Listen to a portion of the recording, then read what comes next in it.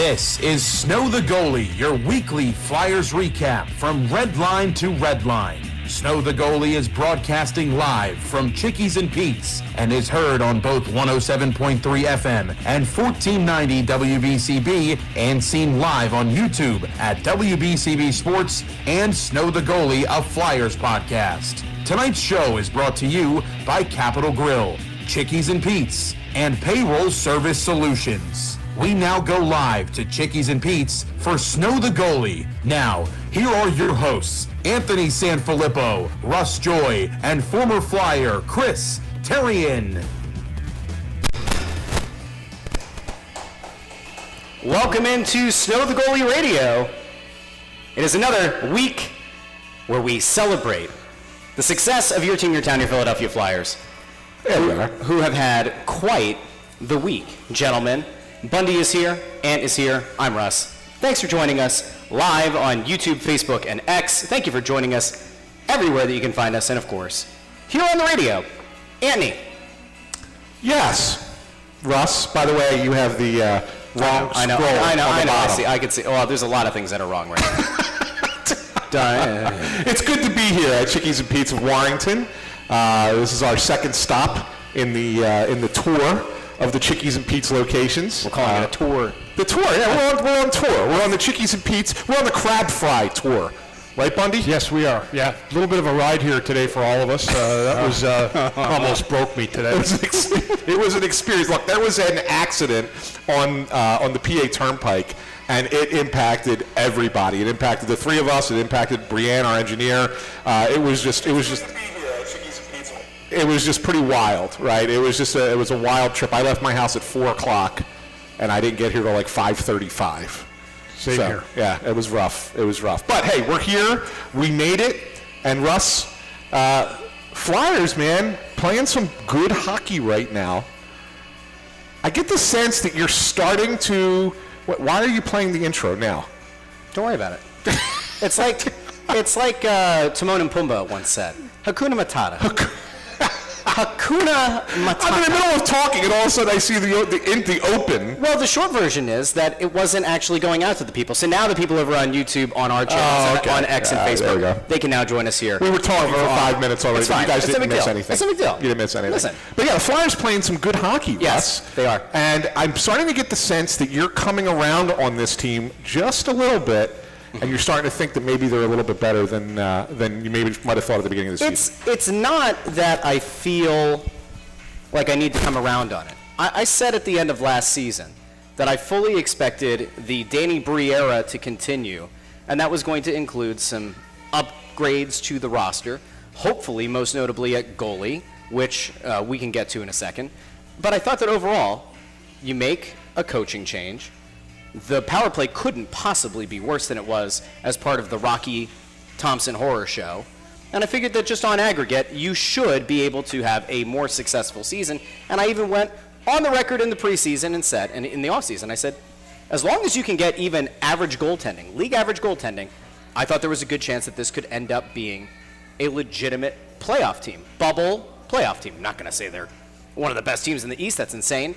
But a team that could absolutely get into the playoffs. I haven't changed my mind. Goaltending makes a lot of things look a lot better when you get good goaltending. Doesn't it, though? Yeah, I mean, it does. And it erases so many warts and things that usually pop up on a team.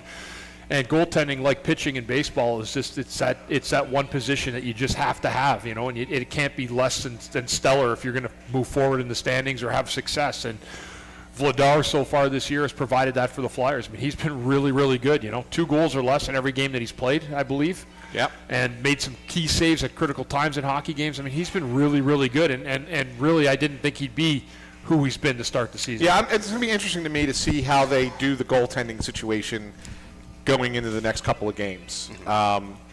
I think Vladar is going to start tomorrow in Ottawa. Wow. I do. I don't have. No one's told me that. I just get the sense that he's going to ride him another start, and then Erson will start back at home on Saturday. That's what I think is going to happen. But look, Dan Vladar deserves it. I mean, he's not facing a high volume of shots, guys. Right. He's just not. The team's done a really nice job of taking away scoring areas for teams, keeping teams to the outside, getting in lanes and things like that. So they've done a nice job with that. But the shots that he's faced, he's stopping. And he's making that one extra save or two extra saves that guys last year were not making for the Flyers. And I think that's the difference that you're seeing between a team that would religiously give up 4 goals a game versus a team that's only giving up, just over 2 goals a game, right? Yeah, I mean, listen, I hate making a comparison to a team that absolutely underwhelmed and broke some hearts and has a Temu.com Mr. Rogers running it in the Phillies, but there is a part of me that hopes that Dan Vladar isn't exactly like Harrison Bader, right? Bader had a really good run to end the season with the Phillies, but he way outperformed expectations. Vladar has looked great to this point, and he's looked great to start the season. You don't want to then put all your eggs in that basket and say, all right, we've got our guy. I mean, before any games actually start tonight, he's 4th in the league in goals against average. He's 8th in save percentage this year. So you don't want to overvalue what he's done to this point. You also don't want to project that out over the course of the season. He's only ever played, the most games he's ever played is 30 in a season.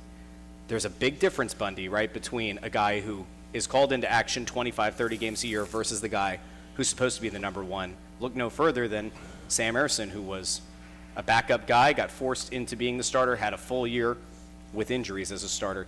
It's a tough thing to have to do if you've never been used to it. They'll deal with the 30-game thing once it gets to that point, but I mean, if the guy's playing well and he has a different mindset, then it's not going to make a big difference for him if he's playing, the standard of a backup 30 games or if he's playing 50 games. So the way he's playing right now, and if he keeps doing that, he'll end up playing 50-some games this year.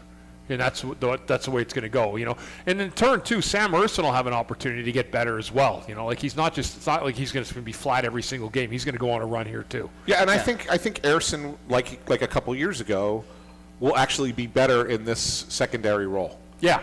Like when he was the backup to Carter Hart. I think he will be better in this role.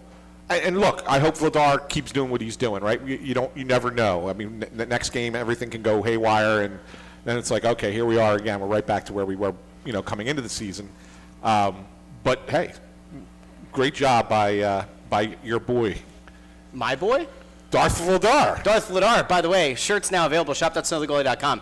This is the fastest selling shirt we have ever had on the store. We've had some successful days. It is a great design. We actually had an apparel company that talked to us a while ago about doing some stuff, and now they're like, hey, you want to work together? So we might be having some other very cool designs coming soon. Yeah. But you can go over there and we'll talk about it. Now, before we get into anything else, just going to give a shout out, obviously, and remind the people, those who are here with us at Chickies and Pete's, those who are inside at Chickies and Pete's, and of course, those who may be in the greater Warrington area right now and decide, hey, let's go talk some puck at Chickies and Pete's. We are currently streaming live on YouTube, on our channel, as well as on Facebook and X, and of course, we are here with 1490 WBCB, as well as 107.3 FM. Now, we're also at Chickies and Pete's, as we mentioned, and this is a good time to point out that each and every Wednesday night, we will be doing Snow the Goalie Radio at a variety, a potpourri, if you will, of locations in both Pennsylvania and New Jersey. Tonight we're in Warrington. Anthony, next week we are in Drexel Hill, baby, my neck of the woods, Delaware County. Come on out and see us at the Pilgrim Garden Shopping Center. I can pretty much walk to that one. Oh, that must be nice, Bundy. Must be nice. Yeah, must be nice. Must be nice. Glad it works out well for you, Ed. Always does. Just wait till we come to Marlton and you get the nice short drive, and we got to hoof it over to New Jersey. This guy. One time. Anyway. I'm already 0 for 2 in my rides out to these things. So, hey, no matter the sports season, Chickies and Pete's has you covered. Start the meal off right with some of their delicious red garlic or spicy white wine menu mussels before you indulge in one of their mouth-watering burgers like the Ultimate Tailgate or the Fightin's Burger or Anthony's favorite now, back-to-back weeks, the Barbecue Burger. Because you forced me into it almost. Or you could be like me and get the crab cake sandwich. It's a lovely sandwich as well. Come on out to one of their more than 17 locations and be sure to check them out at the next Flyers game in either the East Food Hall or Southeast entrance in front of Section 103. I am being told, correct me if I'm wrong, we have a call that just came through from Josh. So Josh, you are now live with Snow the Goalie Radio. How are you? What's going on, guys? How you doing? How you doing, Josh? Doing well. Yeah, I mean, you guys started off the show with what I wanted to talk about and bringing in Darth Vladar. And I think it's interesting because I really don't know if he was brought in to be the starter or the backup, but I think he was brought in to bring competition. And, you know, as Ant said, like, Sam Ersson was at his best when he was with Carter Hart, whether that was, you want to say, the backup or 1B, whatever. And I think it takes that pressure off of Ersson to be like, I need to go play every single night or play 60 games, whatever, and be that guy when I have this backup or this tandem or whatever to take some weight off and balance that out. And so I think what we're seeing is a tandem that is not just going out there to play and try to earn a spot, but it's guys that are competing and pushing each other. I think it's a healthy competition that they're having right now. Yeah, and it's a great point that you make. And, you know, the one thing that I think everybody should take away from this is that the Flyers have been transparent about this. When they signed Vladar, they basically said that they were going to let him come in and compete for the number one job. And, you know, everybody just assumes when you hear that, oh, that's just the team saying what they have to say. It's going to still be Ersson who's the guy, and Vladar is going to be the backup, right? So you kind of assume that. Yep. But they really did let it become a competition. They really did reward Vladar for how he played in the training camp and the exhibition games.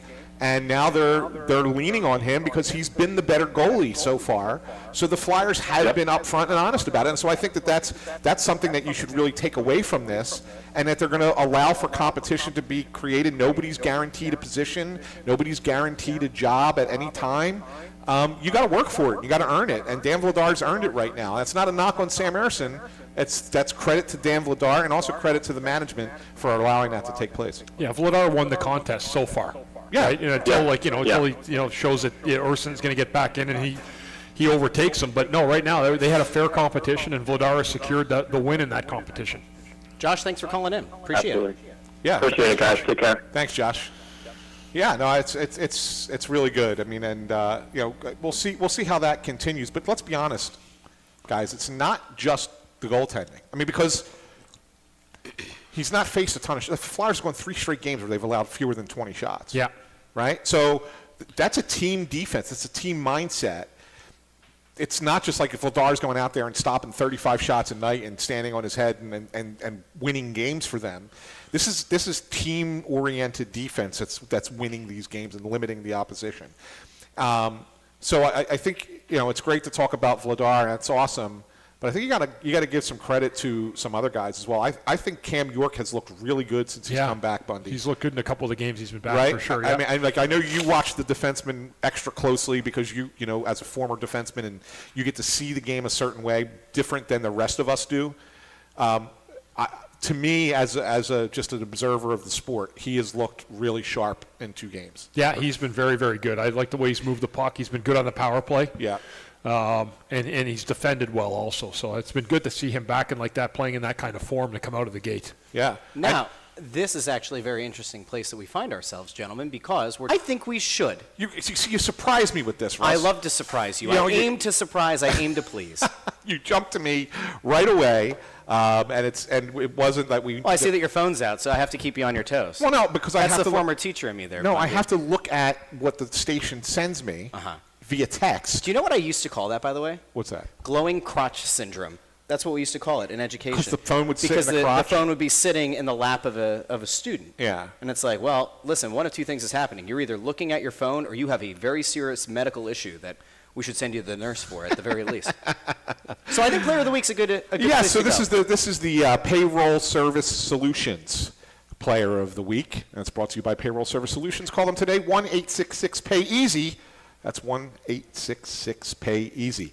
All right, do you want to go first this week for your Player of the Week? Yeah, it's the same guy that I thought was potentially the Player of the Week last week. It's Dan Vladar. Okay.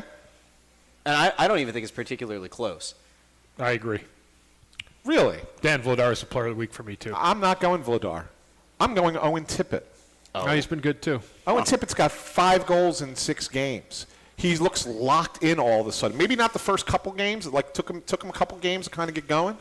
But I look at the games in this past week, at the way he's played, and I sit there and say, this is what they hope to get out of Owen Tippett. Now, you hope it's not something streaky. You hope that he's not just in one of those good runs and then he's going to drop off a little bit after that. But I think that you look at it and say, you need a little bit more scoring from, on this team. Obviously, you're not getting it right now from Mishkov. Zegras hasn't scored, but he's got all those assists. Been waiting for Konechny. He finally got a goal. Somebody's got to kind of carry that offensive load. Owen Tippett has stepped to the forefront and been that guy. So for me, it's Owen Tippett. Okay. That's fair. I'm still going Vladar. I would too. That's fine. I think it's just. Yeah. I think it comes down to an importance factor too. Like you think about how meaningful it is and how much it really does mean to this team that Vladar has established himself as a legitimate starter right now. Yeah, it's steadying effect. It's certainly meaningful. Now, at 28 years of age, we are not viewing young Dan Vladar as the future in net for the Flyers for a decade, right? I think even internally, the Flyers are probably very happy with his performance to this point. But there are people that they view as a longer-term solution. They obviously believe in Carson Bjarnason. There is maybe some thought that Alexei Kolosov, if he continues to play well in the AHL, he might end up being able to turn into an NHL player. He's getting the year that he really should have had last year of development. Yeah. And then, the great hope, playing over across ocean, Zavragan, people are very excited about. So it's nice to at least have somebody who's stabilized the position right now. Hopefully a month or two from now, we don't look back at this episode and go, what the heck were you guys thinking? Well, that's all right. That's all right. So, it was a 2-1 last week. We've Bundy and I outvoted you for Player of the Week, and this week you guys outvote me for Player of the Week. So, Player of the Week. Who was your pick again? Last week, who did we pick? No, it was Couturier for you. Who last did you pick this week? Owen Tippett. No, more like Noah Tippett. I will believe it when I see it for a longer stretch. Tippett to me. He's a streaky scorer. He's a streaky scorer, and but that's what I would like. But good goal scorers are. What I would like to see out of Tippett. Unless you're a superstar, good goal scorers are streaky. What I would like to see out of Tippett is, Bundy, I think you actually said it the other night. Instead of it being 5 or 6 games in a row with a goal, and then you go through these long stretches of nothing, you want it to be like 1 every 2.5 games. Something like that, where it's not as much of a chasm between the goal scoring spurts. He had one that was from behind the goal that was maybe a little bit of puck luck. As long as he's putting the puck on net, we feel pretty good about it, right? He just has to go through, make sure he avoids those streaks where he gets hesitant to shoot because he's missing so bad. Well, that was always been his biggest problem, Owen Tippett, is that he would take a lot of shots and miss the net entirely. Mm-hmm. And Tockett's really been preaching against that. He even said it, I think it was at practice, I don't know if it was last practice we were at, the days run together for me now. But he was saying about how he doesn't mind that you shoot a shot and it's right at the goalie. He says because then a lot of the goals are rebounds right there in front. You get the dirty goals, right? He'd rather you do that than crank up a big slap shot or, snap off a hard wrister and miss the net. It's off the back wall and starts the breakout for the other team the other way. So it's better when Owen Tippett is getting those shots on goal. And I think that will make him a better player if he's doing that and not missing. So, but hey, that was, your Flyers Payroll Service Solutions Player of the Week. Once again, brought to you by Payroll Service Solutions. Call them today, 1-866-PAY-EASY for the smart choice in payroll services. Payroll Service Solutions, catering to the small and medium-sized business to handle all of your payroll needs. Call them once again, 1-866-PAY-EASY. Let's talk about a guy that everybody was excited about coming into the season and had some struggles initially. We had ankle gate. Can we call it ankle gate now? Sure. A guy that everybody knows this team has to have at full power, full peak power to reach their ultimate ceiling. Matvei Mishkov. Bundy, the other night we were sitting down there at the Xfinity Mobile Arena, and you said, hey, it's a good game. It's a better game. Baby steps. Yeah, he's having to play catch-up right now. Whether the ankle injury set him back too far from his training in the summer, whether or not he just wasn't in optimal shape coming in off his rookie year, maybe not having an understanding of that, which happens to guys. It wouldn't be the first guy it's happened to, but I think he's waning his way in, and I think he's getting close to getting back to about 100% of his conditioning. So I'm looking forward to that. But I thought the other night was his best game of the year. He had some chances. He looked like he was up on his skates a little bit more in the offensive zone. He's never going to wow you with his speed. He's not a flashy Russian that can just burn up and down the ice like Kaprizov in Minnesota, when he's on his game. But he's a small space operator, and he needs to be able to find that groove on the power play. He's got 1 goal on the year. I think he had an assist the other night. But baby steps, yes, he had taken baby steps to kind of get himself into the gear that we saw him play at a high level last year. Yeah, I mean, I'm in total agreement with that. I still need to see more than 1 good game. Yeah. I want to see him put it together here over several games in a row. I think he needs to get out of his mind that he needs to be a hero every game. Right? And I get it. You're 20 years old. You want to be that next great superstar.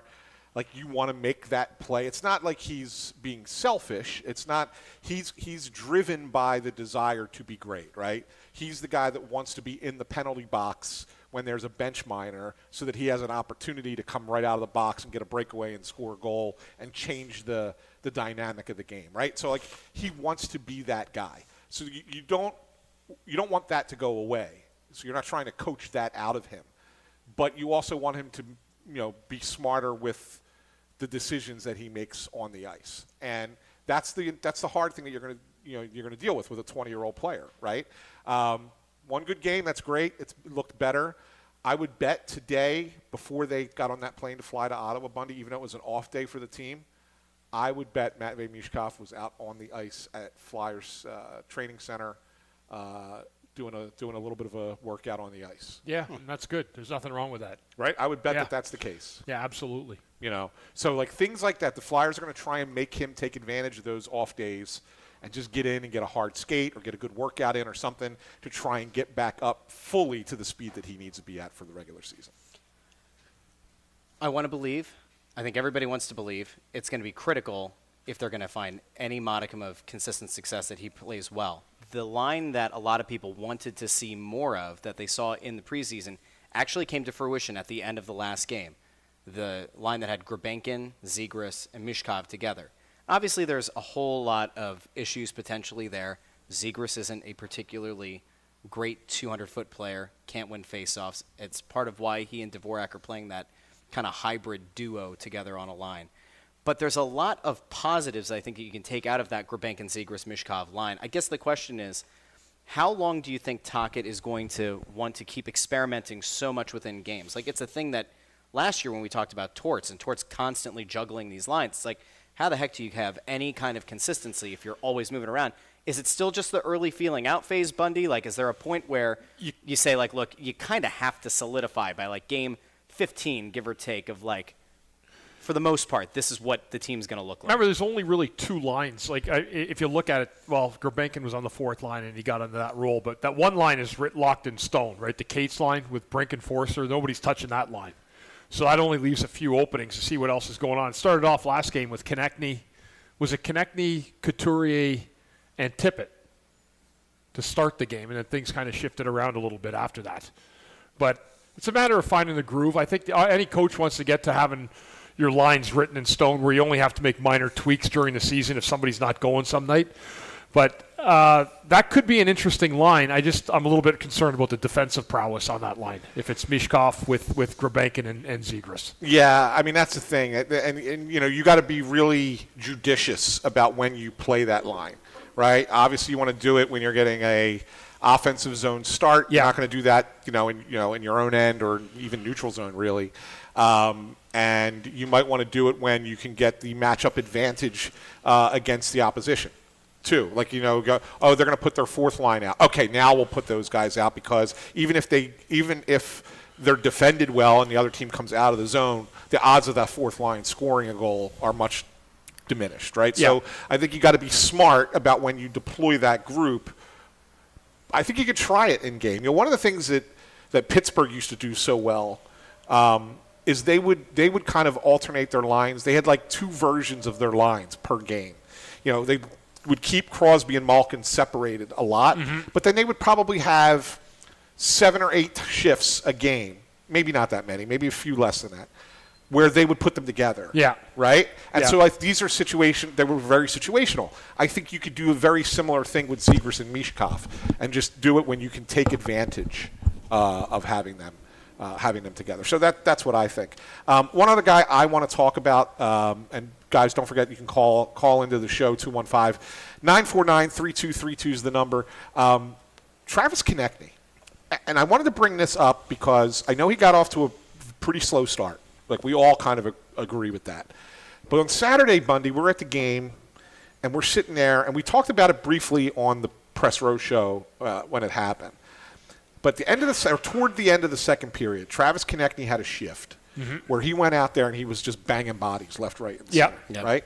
And it kind of woke up the crowd. It woke up the team. And from that point forward, they were the better team than the Minnesota Wild. Konechny didn't score a goal, but he was certainly one of the 9 guys that Tocchet kept in the lineup. You know, was rotating those 9 guys.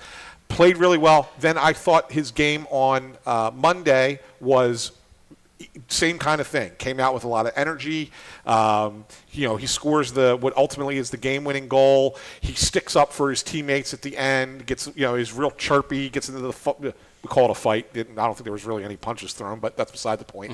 But then he's mouthing off with Lindgren in the box. Like that, when he's that guy, the whole team is better. Really hard to do that every night. I know. Yeah. Really, really hard to do that every night. And that's why when you look at a guy like Brad Marchand, you think to yourself, wow, this guy does do it every night. Yeah. And he's done it his whole night for 15 years. Yeah. To play like that. TK doesn't. He's not at that level of a player.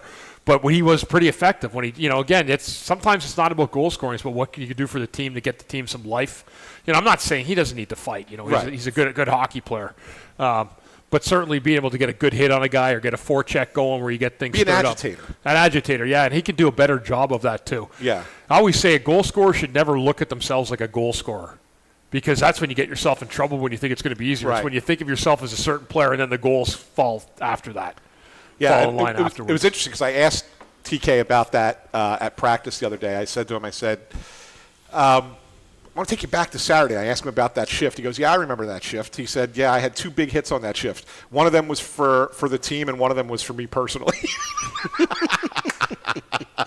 That's funny. Yeah, he was trying. I don't know if he wouldn't expand on that. Like, I don't know if he meant that he was just mad at himself for the way he was playing, and so he needed to have one of those hits to kind of get himself going, or if he meant that there was kind of like a little bit of a rivalry between him and the player. That's what I think he did. Probably, right? But he wouldn't clarify. So I was going to say, Konechny and that really angry attitude, that passion, they go together almost as well as crab fries and that delicious cheese sauce, which you can only find here at Chickies and Pete's. Do you need the perfect place to watch your next Flyers game? Try Chickies and Pete's. Grab a basket of crab fries. Take them to go. Have them here. Whatever you feel. But take them to go with one of their specialty pizzas, like Lisa Blonde lobster pie, the shrimp tomato, or their hot honey pepperoni. Have you tried that? I have not. I think we might have to make that a staple next week. We'll give that a shot. We'll do a food review. Yeah. Can we bring back no pucks given about the food? For all Chickies and Pete's food. The FCC just freaked out. We said pucks with a P. Let's be very careful here. Yeah. To the radio. Did they hit the dump button back in the studio? Who knows? But stop by the flagship South Philly location before you make your way to a Flyers game this season. Go to chickiesandpete's.com to check out upcoming events and more. And a reminder, we are at a Chickies and Pete's location every single Wednesday at 6 o'clock throughout Pennsylvania, throughout New Jersey. Did you see the sign by the front door when we walked in? No. Oh, you got to see it There on the was way a sign? out. There's a thing on the wall. I love a sign. Snow the Goalie promoting all of our every stop that we're at. Yeah, it's right, Zsa Zsa Gabor. right at the front door. I actually have our poster. Our banner? Our banner. Yeah. Our small banner. I have it with us. But I didn't know where to. So anyway, we'll have that again next week. Oh, yeah, we'll need it for next week for sure. I'll have to make sure that I bring it on Saturday because intern will probably have a panic attack if the banner's not there. Although he might actually be happy. You ever watch the intern mid show of Press Row show dive on the floor to try to catch the banner as it falls? It's good cardio. It's a good workout for everybody. That's good stuff. Yeah. It's good. I'll tell you what, I would dive on the floor if my Chickies and Pete's crab fries were heading floor side. I'd get down there. I'd dive out for it. I would. Speaking of diving, Yes. one guy who doesn't dive on the ice, Sean Couturier. Let's talk about his game. Last week, he was the looking player good, of the man. week. Week over week, you want to see extended play. Your thoughts on Coots so far this season? One thing I know is he tells people, and his back's feeling a ton better. Yeah. Right? Like he can actually get out of bed, get his shoes on, get his pants on without having someone help you. And I've been there. I've had a back injury before where literally you can't get your underwear on. It's that bad. Or your shoes. The shoes are like a whole different level. That's why those Skechers slip-ins are probably pretty good if you got a bad back, so you don't have to worry about them. But he looks like, he's really playing well. He's skating. He's moving his feet. He's making plays. He's playing well defensively. Penalty kills. He's really had a good start to the season, too. He had that one big 4-point game. Yep. And 2 assists the other night. Yeah, right? 2 assists the other night again. So, he's really climbed up early in the the points column for the Flyers. And, again, I just hope he stays healthy all year. I hope that he's able to keep that fitness up and just make sure that he stays injury-free through the rest of the year because he's been really good. Yeah, I was talking with him in the locker room the other day, just not for a story, just kind of like catching up and seeing how everything's going. And he says to me, he said, I cannot express to you just how good I feel. He's like, I'm not saying it. He's like, I know everybody thinks it. Players just say it. He's like, I'm not saying it just to say it. He said, I feel better than I have in 5 years. Since before That's COVID. awesome. So, Great. So, that, he won the Selke in, 21, right? Was it that 21? Was it that long ago? 2021? Was it that long ago? Doesn't seem that. It seemed longer ago than that. Was it longer than that? I don't know. Okay, I forget what year. But anyway, point being is that he feels as good as he did since before COVID. It was before that. It was 2020. 20. Okay, 2020. Yeah. All right. Yeah. So go back to that. That's pretty much the last time he felt this way physically. Now, I'm not saying he's going to be a Selke candidate again, but if he could stay this healthy, he's certainly a difference maker for the Flyers team. Yeah, the big thing I think you have to just kind of keep in mind if you're a Flyers fan is like you have to remember how good he once was. He also broke into the league at 18, right? Yeah. He's had some great seasons. He's had some down seasons after some really bad injuries. He has a lot. He's not. What is he? 33. Yeah.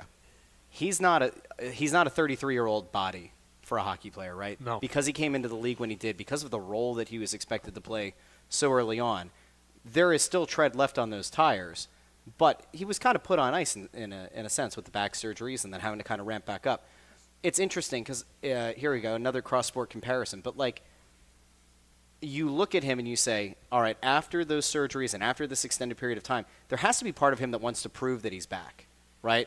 At the same time, you've got like Embiid going tonight, who looked really good in the preseason finale, and you go, he wants to prove that he's that guy still. For Couturier, it has to be more than just personal pride, right? It's got to be proving that the coach that was here before, that he had the falling out with, that he was wrong, and showing that that coach was wrong, and showing this coach that he's right for trusting him. I think that there's a lot of people that he's trying to prove a point to. It's a good thing for this team. Yeah, no, you're spot on. There's a lot that goes into what he means to this team, and they got to be careful. Like you don't want to run him into the ground like Tortorella did a couple years ago, and he is playing all situations right now. But I think you got to give Tocchet a little bit of credit in the sense that even though Couturier is playing penalty kill 5-on-5 and a little bit on the power play as well, that second unit, he's not overkill. It's still that 18-minute a night thing, Bundy, right? 18 to 19 minutes is not 22, 23. He's managing him and still using him in all situations. It's amazing if you go back a year ago, maybe a little less than a year ago. We were talking actually about the Flyers moving Couturier to wing because he couldn't play center anymore. He played the whole 200 feet. Home opener last year. Yeah, is what they were talking. That was John Tortorella talking about That's what the state of Sean Couturier was last year. So, there's a lot. He's had a lot of incentive to come back off that coach who was just... Got to call it what it is. The coach embarrassed him. The coach deliberately embarrassed him for whatever reason. I don't understand why. I never will. Nobody understands why. No. But he decided that he was going to... the timeline of it is almost incredible. Yeah. Get named captain, 2 games later you're in the press box. Yeah. Who does that? John Tortorella does. And where's John Tortorella coaching this year? In the booth. Yeah. Is that, he's in studio. Is he He's- ESPN? yeah, he's in studio. ESPN though, yeah. right? Yeah. Well, they're lucky to have him. How about, I see this note from Zach, if you want to pop that up. Zach Anderson got says, it. unlike Sanheim, who's literally playing half the game, he did play 30 minutes in the Wild game. Now, that game did go to overtime, so there's a little bit of extra time there. Tocchet has talked about wanting to not overwork him. But he's been really good for them. But he is trending, Bundy, more towards that 26, 27 minute a night type of thing. I know he's not 33 like Couturier. He's still younger. But that's got to take a toll on a defenseman too, Big time, right? yeah, especially if you're not totally accustomed to playing it. You know, for him to get that many minutes, he's going to have to play every situation at the highest level. So, you know, again, it's where you're slotted, right? Right now he's slotted as a number one, so he's going to get that kind of minutes. But I still don't think you need to play Sanheim. I personally, I think he's a 22, 23 minute a night defenseman. Yeah. That's me. I'm with you. You know, some of the Flyers are going to go, what the hell is Bundy talking about? He's crazy. I don't think you should play him more than that, because I think that I think you get in trouble when you play him too many big minutes. If you were a cup contending team, is he a top pair guy? I don't know. Okay. I honestly, God, I don't know either. I'm trying to figure out. I feel like he's gotten to a point. Like, if you remember when they initially signed him to that deal, right? I was one of the people who was like, I don't know. It's a lot of years, the money. Like, has he really proven enough? Is it a good deal yet? He, I think, has played himself into a place where if he's not a top pair guy on a cup contending team, he's a really strong lead on a second pair. Yeah. Totally agree. And I think he. Yeah. Just based on trajectory, and like we'll see, right? Because Risto, in theory, is supposed to be a top pair defenseman. That was what he was at least brought in here to be. I don't actually know if he's a top pair guy either. But if Sanheim's trajectory continues and the development continues, and he can be an all situations guy and continue to take another step. Well, he is an all situations guy now. Well, sometimes that's by necessity, though, I guess is my point. Well, that's right. But if he continues that trajectory, I think it's entirely possible. Maybe in the next year or so, you look at him and you go, yeah, he actually would be a top pair guy on just about anything. Yeah, I think. And that's you have to look at where the that's team's had, like, at now. development This questions. is a team that's been a non-playoff team. Yeah. So you're going to have players that would be on a playoff team that wouldn't be playing the minutes or playing on a lesser team. Right. And you have to remember that. Like, that's just a fact of life. So, you know, until you step into the playoffs and you assert yourself every year as a team that's going to make the playoffs, let's see how those puzzle pieces fit then. Yeah, I've been all along. He's a 3. And all along, I felt Sanheim is a 3. He's starting to play a little bit more like a 2. Yes. That doesn't mean I think he's completely there yet. Like on a cup team. But he's closer that way than I think he is a 4. Oh, 1,000%. Yeah. He's right now to me between a 2 and a 3 on a cup team. He's obviously the 1 right now. I'm The not one saying here. Yeah, he's the for 1 sure. for the Flyers. If you're challenging for a cup, can Sanheim be a 2? I think he can get there. He's not quite there in my mind just yet.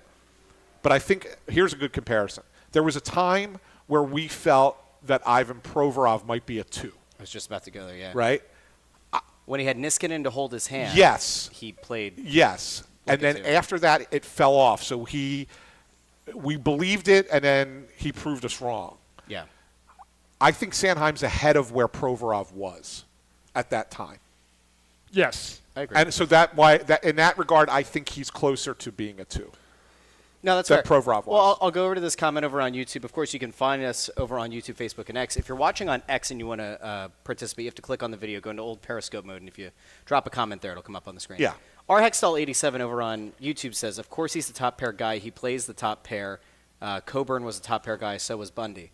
I think that, like, the big thing is, like, yes, he's the top pair guy on this team. We're talking more holistically across the league. Would he be a top pair guy on those cup contending squads? It is interesting. The Provorov thing is really interesting because this is where I think you get into that what expectation the team sets versus what they allow to have happen. When Provorov was here under prior regimes, it felt like we were being told he is a number 1. He should be discussed as a number 1. Sanheim, I don't think, has had that narrative around him. So maybe that allows him to kind of play with a little bit less weight on the shoulders. It always felt like He's never been told or has never. You're right. He's never been heralded as the future number 1 defenseman. Yeah. Where Provorov was. Yes. Yeah, he was like, oh, you're going to be the next number 1 defenseman. Right. Sanheim's never had that. He's just kind of fallen into it because of the past seasons they've had here. Yeah. But he's played very well. I'm not saying he hasn't played well. He's played really well at times. Yep. Really, really well. And then there's other times where if you're that number one guy, you got to keep on that trend all the way through. Yep. And he hasn't done that yet. Yeah. Just to kind of comment on what R. Hextall 87 said, the difference, though, where he was comparing Sanheim to Bundy, for example, and Braden Coburn, is those Bundy and Braden Coburn both had, not that there was, there's already a Hall of Fame caliber player. Timonen was a really good player, but they were more two-way kind of guys. Yeah. Whereas Bundy and Coburn were your solid, reliable, stay-home defenseman types, right? So I don't think Sanheim has that guy on the other side of him that's the equivalent of a Desjardins or a Timonen. If he did, would Sanheim be that stalwart defenseman? I don't think he would. That's why I think he's more of a 3. Like, I don't compare him to you or Braden Coburn the way he plays. Because he'd have to have one of those going really, really well. Like Coburn and me, we defended really well. Yeah. And, whether he'd have to change his game almost to play with another two-way defenseman that's better than him. Right. Yeah. Like both Timonen was better than Coburn, and Desjardins was certainly better than me. Right. But we worked well together as a pair. Correct. And so that's what I'm saying. Like, I don't know if you somehow get a 1D, right? Whether through free agency trade, you draft that player, whatever the case might be, and you end up with that number one defenseman. I don't know if Sanheim fits as the partner there. Yeah. Because usually a number one defenseman is a two-way defenseman who can both defend and score, right? Mm-hmm. And so I don't know if you put two-way guys together. I guess you could. Good try. I guess you could, but it doesn't. For me, it just seems a little weird. Yeah.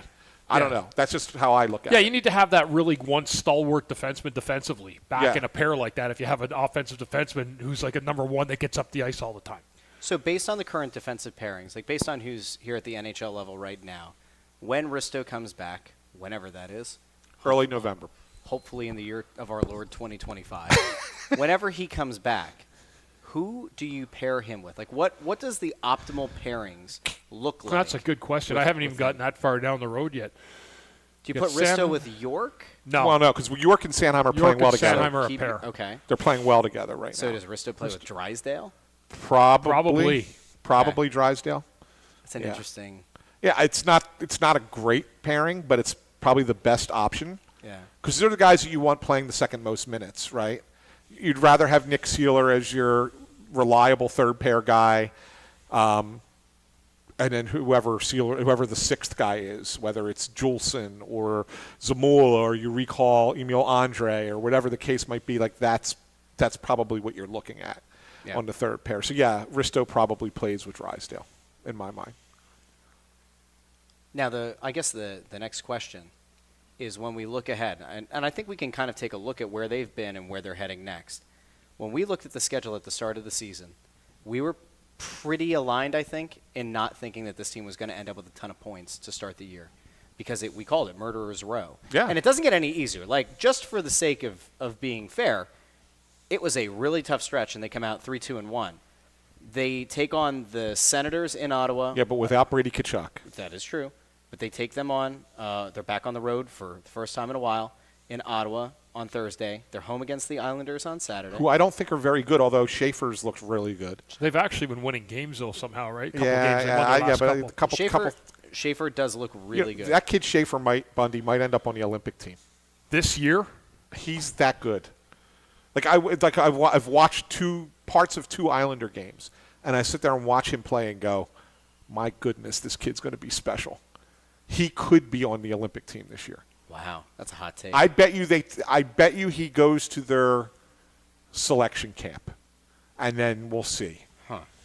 That'd be a big step to take for a rookie like that. Yeah, I don't know if he's going to play. He may not play. It might be one of those situations where he's there for the experience, right. Be around all those players, right? Because he's going to be that next great Canadian defenseman. But he's really good.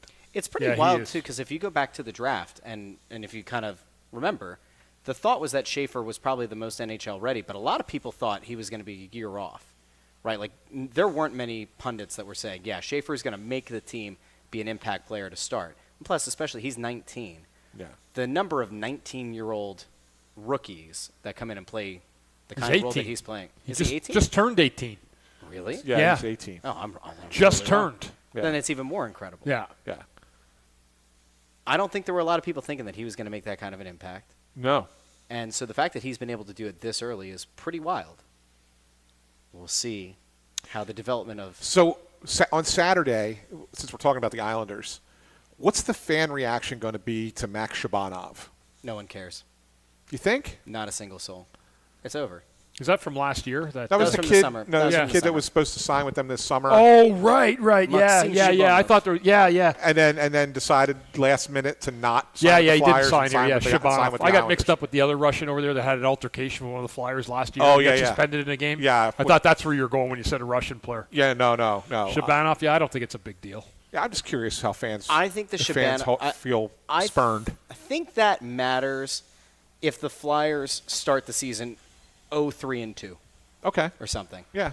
I think the fact that they've been winning, we can actually kind of pull this back into something we were talking about off air as well. The winning kind of helps tamp down a lot of the negativity that has surrounded this team for a good long while. And so you look at where the productivity is coming from, and I think that helps as well. So, like, if we go back to some of the late Claude Giroux, Jake Voracek teams, you would look at those teams and say, well, it's very contingent that Claude Giroux and Jake Voracek perform on the power play. It's very, like, their success hinges on these two guys who are not getting any younger. Then you look at some of the younger guys on the roster and say, well, what the hell's going on? Nobody's really getting better. This team is different insofar as, like, Konechny just scored his first goal of the season, 6 games in. Couturier's looked really good, but you're not winning on the back of Sean Couturier. It's that Cates and Brink and Forster line. You're seeing guys like Rubenkin getting involved. Mishkov had a better game this past game. Tippett has goals in multiple games. Zegras has an assist in every game. An assist streak. Yeah. And so when you look at it like that, you go, that takes a lot of pressure off. You're not relying on two guys to get all the points produced. A lot of the negative Flyers fans have kind of, I think, taken a deep breath. And they're watching it and they're going, all right, I'm intrigued. You have my attention. I just think that I just think that they know that they can't complain right now. But as soon as the first opportunity comes to do so, they will. Go One ahead, thing buddy. the Flyers loved the other night, they loved what Grubenkin did after that cheap shot on Hathaway. They loved that. Absolutely. They say that's the way you build a team and get everybody involved and trying to stick up for one another, be comrades out there, looking out for one another. The Flyers love that. There's an example, too, of a guy that, like, a lot of times when you think of fourth liners, you think of the grizzled vets, and then that's what spurns the younger crowd that says, why can't we have a skilled fourth line? Why does it have to be the muckers and grinders? In the case of Grubenkin, he's young and he does the thing that you would want a grizzled vet to do on that fourth line. Yeah. Which, again, it kind of negates one of those points that's typically like a very basic fallback negative talking point. Yeah. I want to get to something Len DeJoseph is asking because I think it's worth responding to this. Sure. He says, speaking of fans, what do you guys think the reason is why crowds have been thin at games so far? Just October hockey or fans not buying in yet? I'm going to make a comparison for you, Len. I'm going to compare this to the Phillies in 22. Ooh. So the Phillies go in 22 were having a good year, right? But you didn't know down the stretch if they were going to make the playoffs. It was going to fall just short again. And, here's a team that was pushing to make their first playoff in, 11 years. And there were home games in September. They were getting 21,000 people in a 45,000 seat ballpark. Yeah. And they were this close to get it. Like they hadn't done it until they clinched that playoff spot and got into the playoffs. Fans weren't buying it. And so I think that in this city, fans aren't going to fall for, okay, they got off to a good start. Fans aren't going to believe until the team gives them reason to believe, if that makes sense. Yeah. You kind of agree with that? Yeah. Right? They got to have reason to believe. So, Tickets are too damn expensive. well, that's the second. That's the truth. That's second. If But you go- if go- you believe, you're willing to spend that money a little bit. Yeah, but yes and no. I mean, if you go through the Flyers ticketing site, Yeah. right? I'm sure I'll get blowback from the organization for saying this, but like the tickets aren't cheap. No. If you go to the secondary market, sometimes they're affordable. It depends on the matchup. Correct. the difference with like the 22 Phillies is like we all know, you go secondary market, you can get tickets for $7 in the upper level. Now, obviously, there are more seats available, and it's a different thing, and you're also going out for the experience of being outside in the summer at a beautiful ballpark and all that. I think part of, like, price is definitely a factor. It has to be. There have been times that I've wondered aloud. We've had Dan Hilferty on the show before, and, like, I've compared it to way back when in my college days, the Sixers had, like, the all-you-can-eat tickets in the second level on, like, one of the ends, and it was, like, $30 or something, I think it was, for a seat, unlimited nachos, hot dogs, and soda. And as a college kid, like, you're always all in on that. Yeah. I almost think that, like, at some point, it's a worthwhile thing to look into because you do want to fill this place up. And my frustration, oddly enough, after all these years of, like, going down and watching the Flyers lose a lot of games with a packed house for teams that I'd sit back and say, this team stinks. Or Chuck Fletcher put another patch on a hole that's going to blow a dam. Now the team is actually playing well. Now the team, I think, actually is trending upward. And we're seeing attendance that, like, I don't think aligns with the product on the ice. It'll get better. October has not been good no matter what team is for some reason. I don't know why.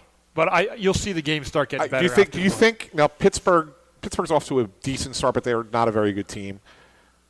Do the fans come next week? 6 o'clock game, too, that night. Yeah, I know. Yeah, I think so. Yeah. I think you're going to, Crosby will get people in the building. Think people still come out for him? Yeah. Yeah, it'll be interesting. I don't think there's a lot of hate in that rivalry anymore, though. Well, no, because the Penguins aren't any good anymore. So you don't hate them as much, right? Have we gotten to the point, Bundy, I have a theory on this, but I think you would know better. Have we reached the point where, whether it's because the Flyers haven't been the most competitive, the Penguins haven't been the most competitive in recent years, have we reached a point where there's almost an appreciation from the Philadelphia hockey fans of Sidney Crosby that you just go like, this dude is obviously going to be an all-time great. This guy is like he's fantastic, and like you might hate the Penguins, but like it's kind of hard to say. Yeah. It becomes an adoration for the player rather than where they absolutely can't stand him anymore. There was a time where they hated Sidney Crosby in Philadelphia, but I think that's turned into kind of a lot of fandom as well. I think a lot of the fans have really gotten on board with who he is as a player. You know, he's had a pretty modest career outside of the game. Like, he's a very quiet, humble type of person. That's been great for the game. And he'll go down as a top 5 all-time great in this game. You know, you're there with Gretzky, Lemieux, Crosby, Howe. And you pick another one. Whoever it is, they're there. Yeah. And Crosby's right in that 5, right in that top 5. So I don't think Philadelphia is going to come out to boo Sidney Crosby anymore. I think they're going to come out to appreciate what he's brought to the game and what he still brings. It's interesting because Crosby was somebody that Tocchet referenced, I think during the offseason and during preseason. He said that Crosby had reached out about what a learning sponge Tyson Foerster was. Yeah. And that's one of the guys that we've kind of talked about on the Press Row show. It's a guy that I think fans have had a lot of interest in seeing how he progresses. Foerster looks like he's ready to take another step this season. What have you guys seen out of him so far this season? I've been impressed with his game, his overall game. I mean, they changed the one goal, right, the other night? Yes. So he only really had No, he got 2 goals. He got the credit That's for what it was. Yeah. He got the credit, right? Yeah. So he got 2, right? Okay. So yes, he had the 2 goals the other night. But it's not even just about being a goal scorer. I watch the way he plays on that line, and he's so responsible. He's really always seems to be in the right place. Yeah. Right. Yeah. And that's something for a young player that surprised me last year. And I look at it and go, okay, so he's now doing it again this year. It wasn't just like a one-year wonder kind of thing. Right. He's going to be a really good two-way forward for his career. I mean, you don't just forget how to do what he's doing right now. Yeah. Like, it just doesn't go away. The fact that he's now doing it a second season in a row tells you that that's part of his DNA. That's his makeup as a player. So, like, that's what I like about him. He scores 30 goals, he scores 30 goals. Regardless, I just like the way he plays the game. And I think that's big for this team. I agree with Anthony. Yeah, he plays the game a smart way, the right way. Obviously, Sidney Crosby saying those things about you tells you an awful lot about a young player in this league. I really love playing with him in the World Championships, but he's been good. He skates, he moves his feet, he supports the puck, he supports his teammates. He's been another really good find by the Flyers and somebody who's really stepped his game up. Russ, we only have 5 minutes left in the show. I have two quick things I want to talk about. One of them I think you're the right person to ask about is the NHL signing that deal today with Calcium Polymarket. Yeah. Can you kind of talk about that and what that means? Yeah. All right. So the intersection of my day job and Snow the Yes, Goalie. that's why you're the right person. So it's an interesting thing. I haven't looked into the exact specifics around what they're doing with the leagues. One of the things that I could tell you is that Calci Polymarket, Calci dabbles not only in sports but also non-sports markets. So like something as ridiculous as will a certain character show up on an episode of South Park? And you can bet on it. Well, not bet on it. But betting is like the term that you're not allowed to say bet. You I can get like it. purchase a contract on. Yes. So you have that kind of thing out there, and it could be like, what's the high temperature going to be in Las Vegas today? Like it's down to that. Polymarket does similar stuff internationally.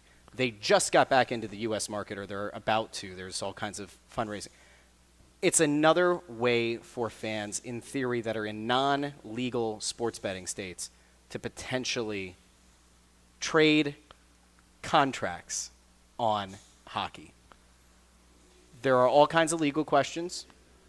I have to. Apparently, the league's letting them use all of their copyright stuff, all their marking. It's all like a trademarks sub-licensing sort of thing. Yeah. It's an interesting thing. There are a lot of legal challenges that those companies will face, and there are others. DraftKings today just announced an acquisition of a company called Railbird. They also do prediction markets. So if you're in Pennsylvania, if you're in New Jersey, it doesn't really change much for you. If you're in a state where sports betting hasn't been legal to this point. California? California, Florida, Georgia. Yeah. That's kind of, I think, what part of the play is here. So. Yeah. Yeah. And one other thing I wanted to kind of bring up, and this is for both of you guys. I give the Inquirer credit because I think that this was actually really a fun, smart thing that they did. If we give them credit, can I trash the other one that did a terrible job? Yeah, sure, Okay. no problem. Yes. And they did this for football, but it relates to hockey and relates to any event that's down at the sports complex.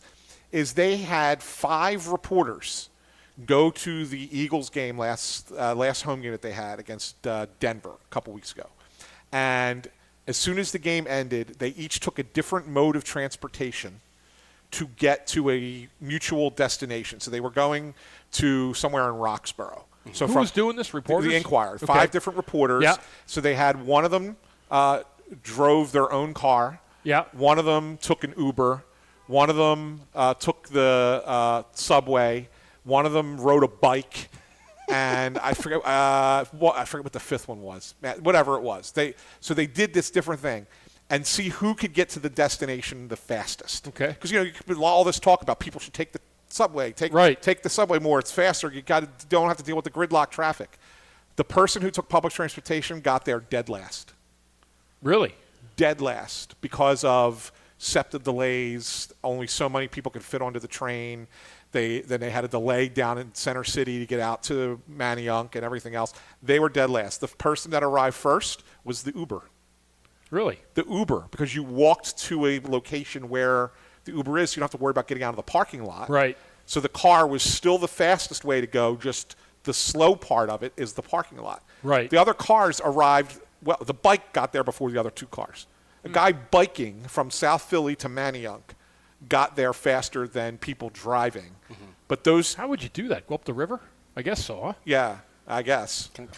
Yeah. It's in the Inquirer. I would say check it out. It's kind of neat what they did. They have like an interactive map, and they take you like who's leading at each point in the trip. Yeah. It was really good. So, Inquirer did a really good job with that. But I thought it was interesting that the worst was this public transportation. 2 things. One, we had somebody in the comments telling me that I was using the wrong term. It's not. It's event contracts. Look it up. Philly Mag. Oh, yeah, this is funny. So Philly Mag did the 150 most influential Philadelphians, the top leaders, pioneers, and changemakers for 2025. Number 125 on the list was Danny Briere. Good. Here's the blurb. Philadelphia Redditors love to hate, but a surprisingly sizable chunk of the R Flyers approve of just about every move made by the forever young GM as he executes the first for real rebuild in franchise history. Are we allowed to say, trust the process? Go Flyers for our viewing public at home. That's the image they used for Danny a little behind. Briere. Which way? No, you're good. Okay. For those who are watching, you will note that is decidedly not Danny Briere. That is Travis Konechny. Yes. So, Philly Mag. Stay hot. Please don't continue to profile roughly 5'6", 5'7" hockey players with dark hair who play for the Flyers and think that they're just interchangeable. Yeah. As a fellow, well, I'm 5'10", but if I were 5'6", I would be very offended. Yes. You're 5'10" when? Oh, when I'm standing on like a 4-inch block. Oh, okay. Yeah. Well, that'll do it for us this week here at Chickies and Pete's. Thanks to everybody here at Chickies and Pete's of Warrington, PA. Don't forget, we will be back next Wednesday at Chickies and Pete's in Drexel Hill in Delaware County, my neck of the woods. I'm sure all the great hockey fans from Delco will be out there to cheer us on. Thanks to the folks who came out to watch us here in Warrington. Chickies and Pete's, great place to watch the Flyers game. So go to your local Chickie and Pete's at one of the 12 locations this Saturday afternoon. Or go Thursday night. You go Thursday night to watch the Senators. But Saturday, if you can't make it down to the barn, it's 12:30 start, and we will do the press row show from the arena at noon on Saturday. So for Bundy, for Russ, I'm Ant saying thanks for tuning in to this episode of Snow the Goalie. We'll see you Saturday, everyone.